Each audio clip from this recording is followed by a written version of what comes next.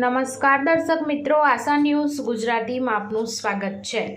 સમાચારમાં વાત કરીએ તો દેવગઢ બારિયા ધાનપુરમાં 71 કરોડનું કૌભાંડ, બનાવટી દસ્તાવેજો દ્વારા સરકારી નાણાંની ઉચાપત, DRDA નિયામકે પોલીસ ફરિયાદ નોંધાવી।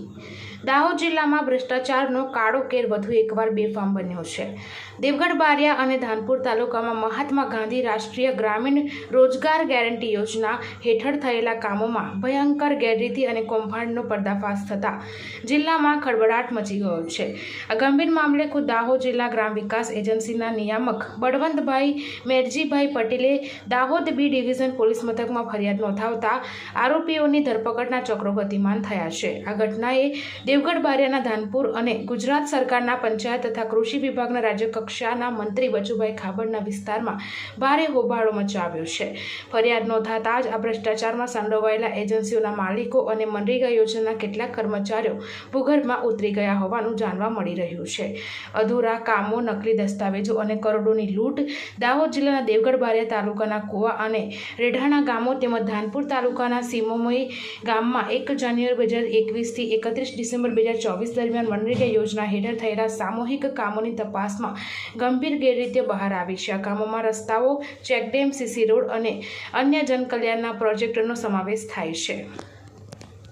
Dahod town B division police station ખાતે એક ગુનો દાખલ થયો છે, જેમાં જિલ્લા પંચાયતના DRDA શ્રીએ આમાં ફરિયાદી બની અને ગુનો દાખલ કરાવ્યો છે।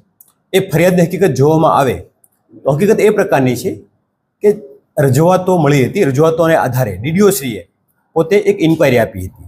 જે ઇન્ક્વાયરીના વચગાળાના અહેવાલમાં એવું ધ્યાને આવ્યું હતું કે દેવગઢ બારિયાના કુવા, રેઢાણા અને ધાનપુરના સીમામોઈ ગામમાં જે કામો થયા છે એ પૈકીના કામો જે થવા જોઈએ એના કરતાં અધૂરા કામો હોય કે પૂરતા કામો ના થયા હોય। આ સિવાય આ રિપોર્ટના આધારે સિસ્ટમમાં ચેક કરતાં એવું પણ જણાવ્યું હતું કે જે ટેન્ડર પ્રક્રિયામાં L1 તરીકે સિલેક્ટ થયેલી કંપની કે એજન્સી છે એમના સિવાય અન્ય લોકોને પણ પેમેન્ટ થયું હોય। તો બંને મુદ્દાઓને ધ્યાનમાં રાખી અને DRDA શ્રીએ ફરિયાદ આપી છે અને ફરિયાદના અનુસંધાને તપાસ કરતા જે ગ્રામ રોજગાર સેવક, એકાઉન્ટ ઓફિસર કે જે આ કામોમાં સામેલ હોય અથવા એમણે પોતાની ફરજ છે એ નિભાવી નહીં હોય અને અધૂરા કામો હોય છતાં પણ કમ્પ્લીશન સર્ટી કે અન્ય રેકર્ડમાં સહીઓ કરી અને ઉપર બિલો મોકલી બિલો મંજૂર કરાવવામાં મદદગારી કરી હોય। આ અન્વયે જયવીર નાગોરી અને મહિપાલ ચૌહાણ આ બંને દેવગઢ બારિયા અને ધાનપુરમાં એકાઉન્ટ ઓફિસરની ફરજ બજાવતા હતા કે જ્યારે કોઈ બિલ આવે તો પોતાની ડિજિટલ કીથી એમને મંજૂર કરવાની એમની જવાબદારી હતી અને તેઓની બદલી થઈને ઇન્ટરચેન્જ બદલી પણ અન્ય 2 તાલુકામાં જ થયેલી હતી।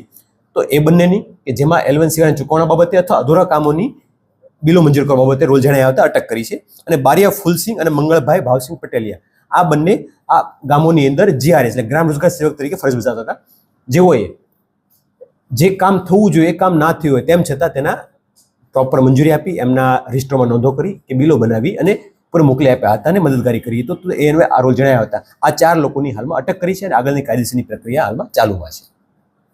તો ધાનપુરમાં જે ફરિયાદ દાખલ થઈ છે એમાં કોઈ આરોપી ધાનપુરમાં કોઈ ફરિયાદ દાખલ નથી થઈ। તો આમાં કુલ કેટલા કામો અને કેટલી આંકડો છે જે ફરિયાદમાં?